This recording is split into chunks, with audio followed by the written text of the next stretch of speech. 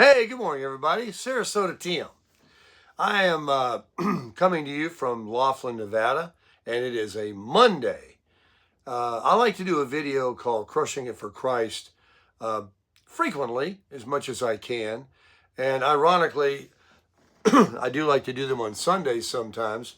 It just seems appropriate, but any day to talk about God is a good day. And yesterday was Sunday, and I actually had someone ask me why I didn't. And I thought about it because I don't specifically do it Sundays. I like to. But yesterday, just to answer in case you were curious yourself, I woke up to a dead battery. So I had to leave here and go where there was power. And I couldn't run my generator until 7 a.m. So I left my camper, of which I'm vacationing now in Laughlin, Nevada. But I thought about what someone said. And of course, I think about the Lord every day and always grateful for what I have. And every day I'm blessed through life and things that just seem to come to me through all sorts of ways, meeting nice people. And excuse me. I got to thinking this morning, let's not rush out the door. I'm ready to go hit the gym. It's early. I got plenty of time. Let's talk and give thanks and think about what is God trying to teach us and wants us to remember today. So I opened up the devotional that I generally make these videos from. It's called Jesus Calling, and we're at the end of it. We're at the end of the year, and we're going to have to get us another one to read for 2025. This is just for this year. And well, it doesn't really say the year, it just gives you the day. So you could literally go through it again and probably go through it dozens of times and never hear the same thing and get more of it the next time around. So we could just do that. But let's not forget the Holy Canon, the actual Bible. Now, I've used my phone with the Bible apps for several years now, because on the phone you can get every translation of the Bible, where if I went out and bought all these, it would be a lot. And I do like to read from the NIV, the EVS, and the NASB, and all these different ones that are more of an amplified version. And they're in modern English. They're not the old King James Version, which a lot of people have no problem reading and understanding. But, and I understand it because I've read the Bible quite a bit in my life, but it's just easier to read these more modern English translations. And if you would like to do any kind of teaching or sharing, like we're doing now, about what God says, it's easier to read and from people that aren't as studied up on it as much as others to hear it in more modern English. So today the devotion is talking about peace. And do you have peace, or are you angst? Are you are you double-minded? Do you have things on your mind that are constantly in your head that you're dwelling on? Is it something that is a health issue? Is it one of your children? Is it your finances? Is it what some people are saying about you? Is it your job that you're concerned about? Do you have concerns about anything and you have no peace? And think about the times in your life, we've all had it, where we've had nothing but pure peace. Everything was going right. Everything was covered. You felt good. You looked good. Everything was good. And during that time, when you had that, and hopefully it's been many times in your life, it has for me, and I've also had many times where I've been anxious and I wasn't at peace.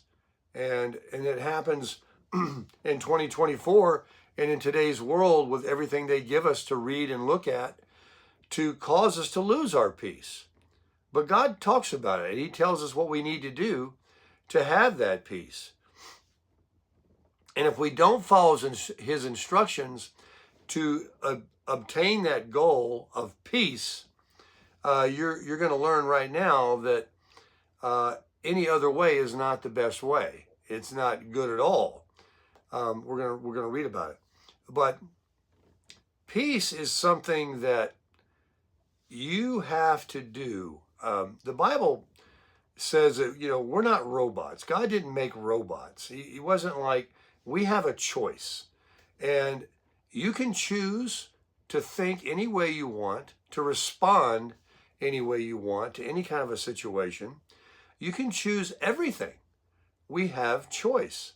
So what are your choices? What your choices, if I met you and talked to you for a few minutes, I can tell you some of the choices you've made, because it comes out in your fruit. It comes out in the way you talk. It comes out in the way you dress, the way you speak, and where you live, what your habits are. There's another old saying that you tell me who your friends are, and I will tell you all about yourself.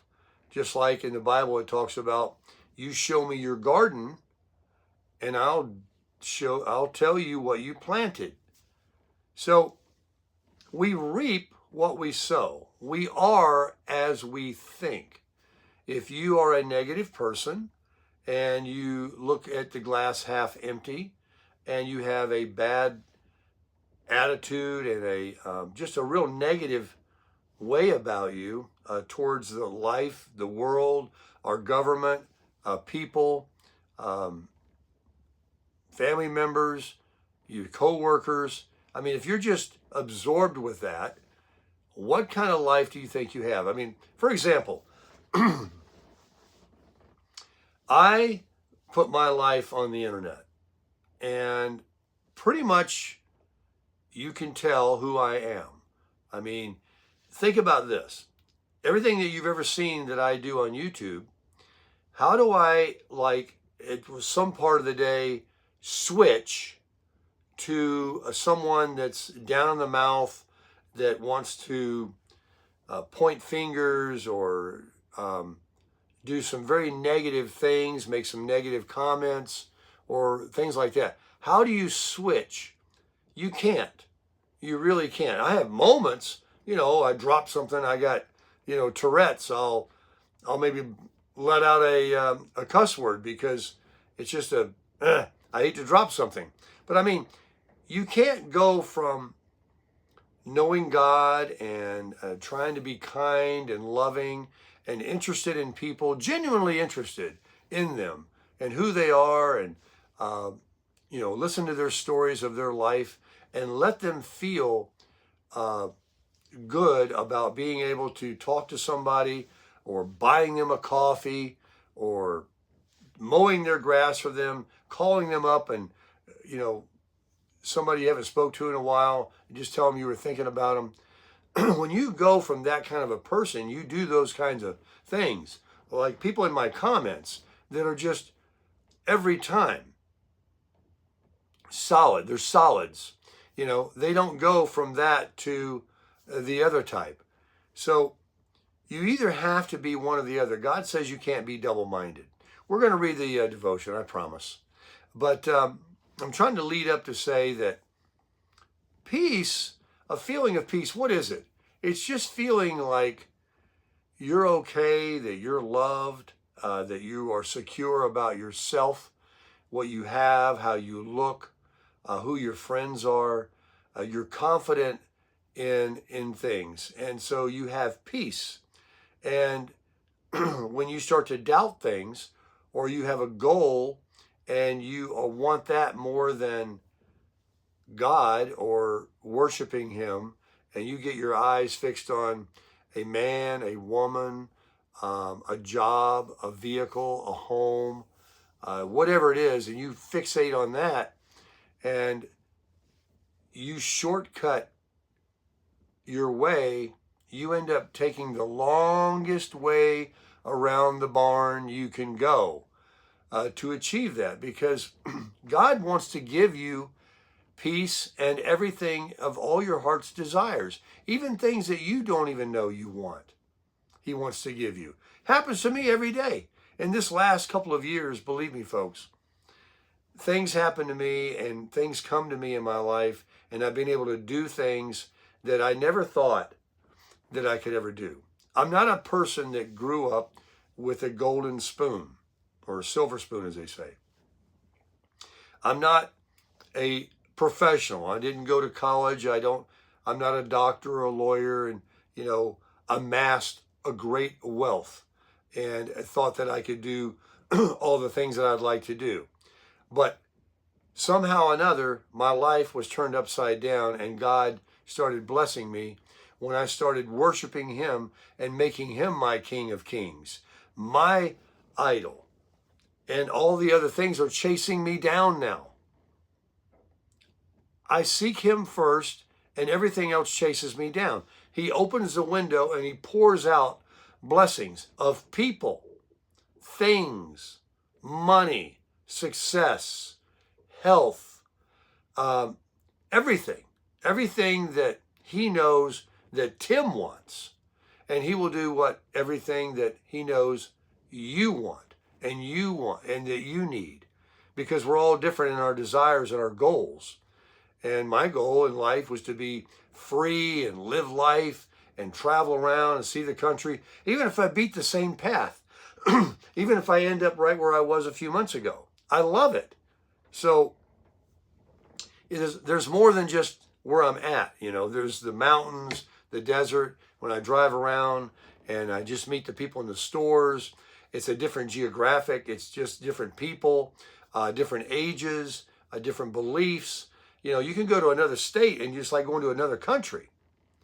And so I get fulfilled, and God knows how to keep moving me, just like a chess piece on the board. It just keeps moving me around. And a lot of times when he does that in your life, you don't understand it. It looks like you're moving in a direction you don't need to go, and you can lose your peace.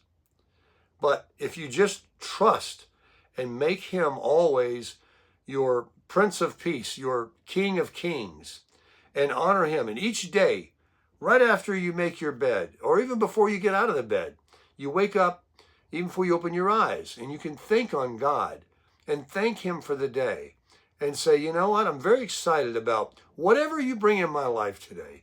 Whether it be good or bad, I'm going to be prepared to know that in the end, you have a plan for my life. And whether it all comes to fruition on this day, or it's next week, or it is today, I will be patient, I will be obedient, and I will keep you first and foremost in my mind and in my thoughts. And when you do that, it's just like a kid that gets up, that gives a good smile to their mommy or daddy, a little kid, and it gives them a hug, so excited about seeing. Look at your dog. Take a dog, for example. Dogs you can leave for 5 minutes, come right back, and they're just wagging their tail. They're so happy to see you, and it just brings you joy. This is what God gets. When God sees you genuinely excited about him, and that believing, not doubting, that he is magical and he will do things that he knows that you need in your life. It isn't always money. It's a connection. It's a break. It's a deal. It's something you find. It's someone you meet. It's a new relationship. Everything. The list is too long. You know what I'm trying to say. But what does it take first? First, before you can start my generator, I have to make sure I got gas in it. I can want it to give me all that power so I can have all these things in my camper, but without gas, it's nothing. So you got to remember, don't take shortcuts. Principles and basics never change. They never have changed. They never will change. People want to reinvent a wheel. They want to try and find peace and happiness through someone, something. And it's not going to happen. Peace comes from the Prince of Peace and knowing God. So let's get to it right now. Today is December 2nd, 2024, and we're approaching Christ's birthday. Now, no one really knows that that's the actual day he was born, but we celebrate that day, and that's good enough for us. And I hope everyone had a great Thanksgiving, too. Some people are just getting back and watching these videos that were away for the holiday, visiting family and friends, and I hope you had the best time of your life. I hope that you gave thanks before you ate, at least on that meal, and recognize that the day of Thanksgiving is the day to be grateful and be thankful. And we should do that every single day and all day long. But at least there's that one day. It's like Easter. It's the busiest day in the world for every church in America. They don't have enough seats on Easter. But let's read this. Here we go. December 2nd. I am the Prince of Peace. As I said to my disciples, I say also to you, peace be with you. Since I am your constant companion, my peace is steadfastly with you. When you keep your focus on me, you experience both my presence and my peace. Worship me as King of Kings, Lord of Lords, and Prince of Peace. You need my peace each moment to accomplish my purposes in your life. Sometimes you are tempted to take shortcuts in order to reach your goals as quickly as possible.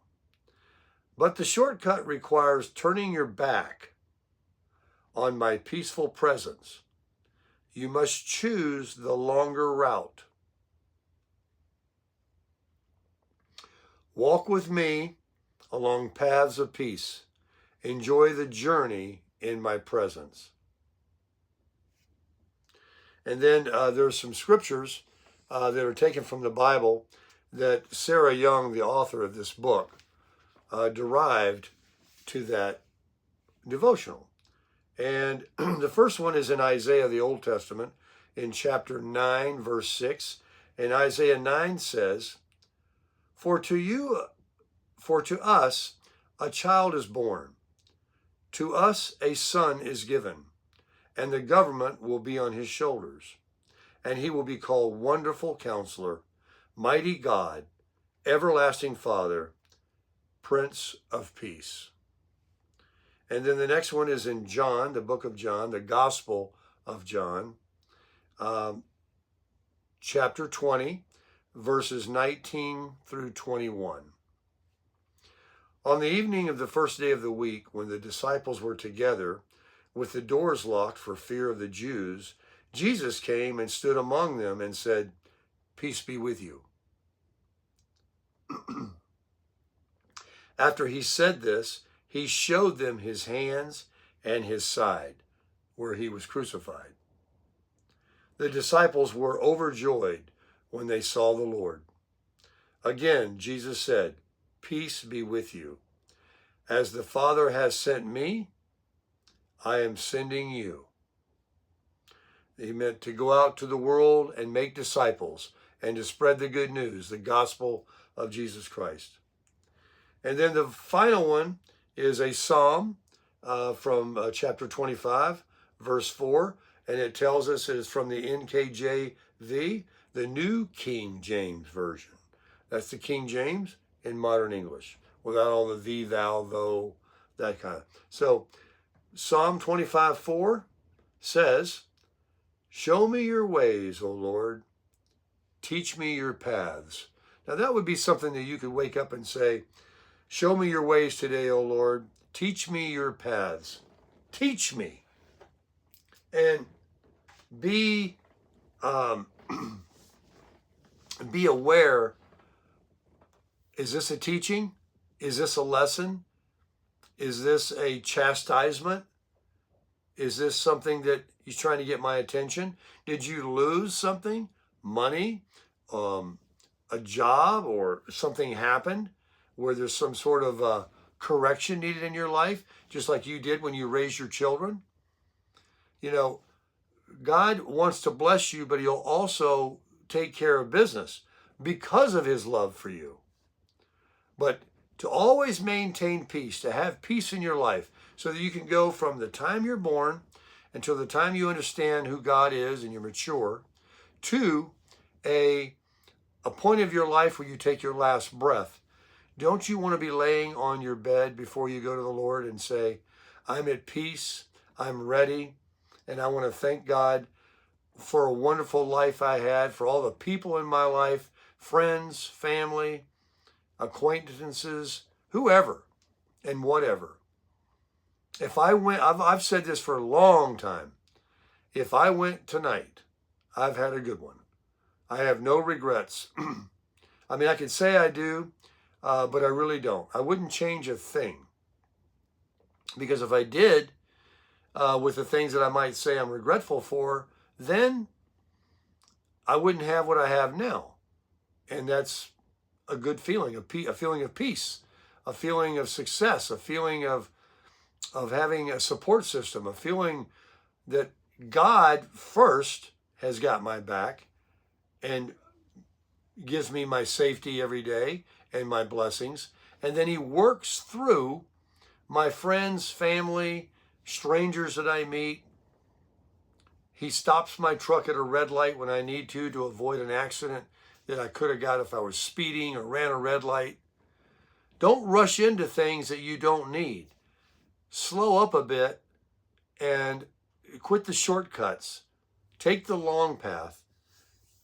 Follow God, wait on him, and I'll guarantee you, every single day, you will crush it.